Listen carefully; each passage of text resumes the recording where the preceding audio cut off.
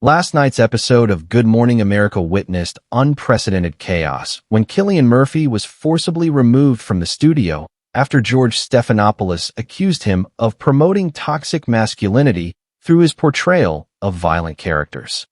The Irish actor didn't just defend his craft. He exposed Stephanopoulos' pattern of attacking artists while ignoring actual violence and politics he'd helped cover up. But what started as promotion for Murphy's new independent film would reveal disturbing information about how morning news programs weaponize social justice language to destroy careers while protecting power. The ABC News studios in Times Square carried an ominous energy from the moment Murphy arrived.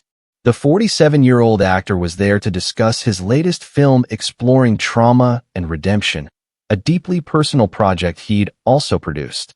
But George Stephanopoulos had prepared an ambush focused entirely on Murphy's roles in Peaky Blinders and his portrayal of Oppenheimer.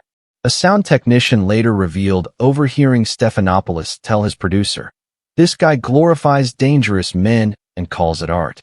Time someone called him out. The preparation notes included screenshots from Murphy's most violent scenes arranged without context to appear gratuitously brutal. Therefore, when the cameras went live at 7:22 that morning, Murphy walked into what was essentially a trial for his entire career disguised as a morning chat. The show began with its standard cheerful opening, Robin Roberts discussing local events while Michael Strahan covered sports highlights. Stephanopoulos sat at his desk reviewing notes with unusual intensity, occasionally glancing at the monitor showing Murphy waiting quietly in the green room. The Irish actor sat perfectly still, his piercing blue eyes focused on something beyond the camera. His publicist would later describe him as unnervingly calm, like he knew exactly what was coming and had already decided how to handle it.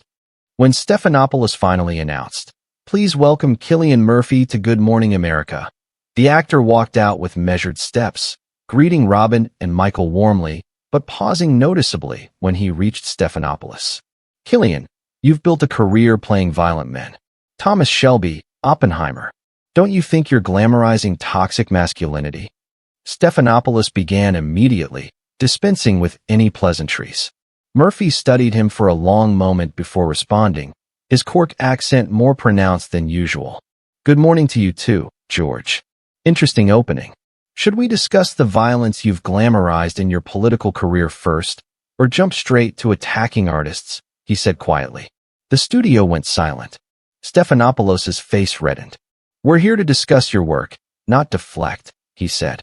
"My work is playing complex characters. Your work was defending actual violent policies. Which is more harmful?" Murphy replied, his voice remaining dangerously calm. Therefore, the philosophical battle began immediately. Robin Roberts looked uncomfortable, but Stephanopoulos pressed forward, unaware of the trap he was walking into. "You've made millions playing murderers and gangsters. That influences culture," he accused. "And you made millions defending politicians who started wars. That influenced reality. Should we compare body counts?" Murphy asked. The question hung in the air like a blade. Stephanopoulos struggled to respond. But Murphy continued with surgical precision. "I played Oppenheimer as a man tortured by his creation. You defended administrations that used actual bombs without torture. Who's really glamorizing violence?" he asked. "That's completely different," Stephanopoulos protested. "Is it?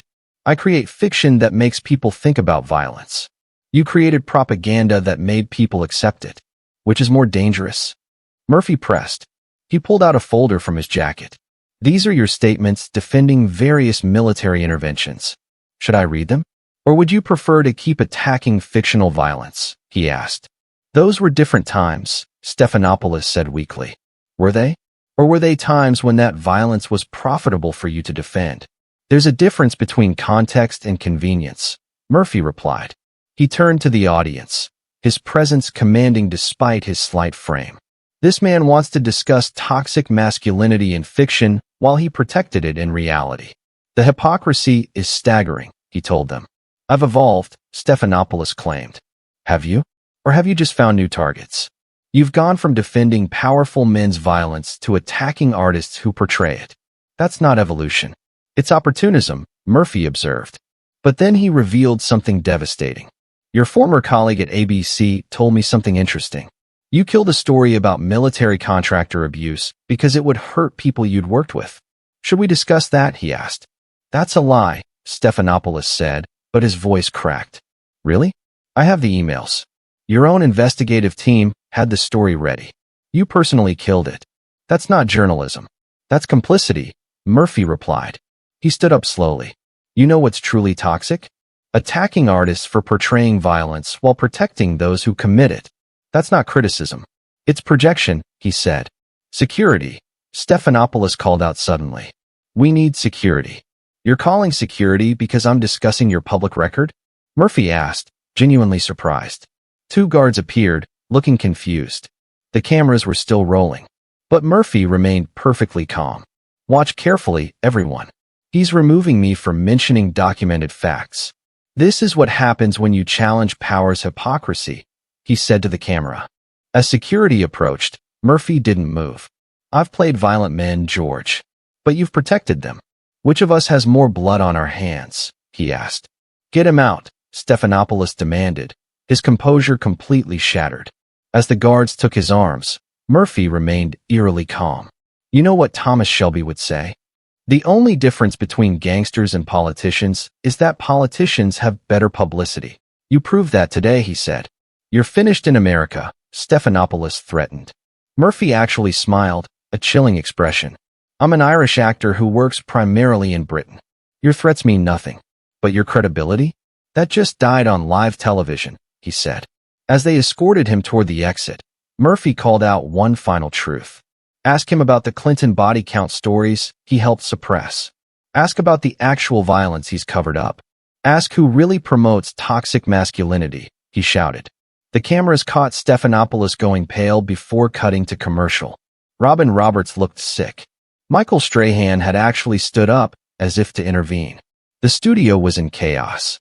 We're experiencing technical difficulties, Robin said when they returned, clearly disturbed. Within seconds, #MurphyExposesTruth was trending globally. The footage of him being removed while calmly citing facts went viral instantly. Irish Twitter particularly exploded in support. Former ABC employees began confirming Murphy's claims. The killed story about military contractors surfaced. Documents leaked showing Stephanopoulos' role in suppressing negative coverage of political allies.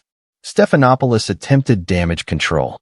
We had a security incident with an unruly guest making false accusations, he said unconvincingly. But viewers had seen Murphy's calm demeanor versus Stephanopoulos' panic. The contrast was damning. Public opinion was entirely on Murphy's side. Murphy released a simple but devastating statement. I was removed for discussing public records. George Stephanopoulos calls security on truth because he can't defend against it. That tells you everything about American media.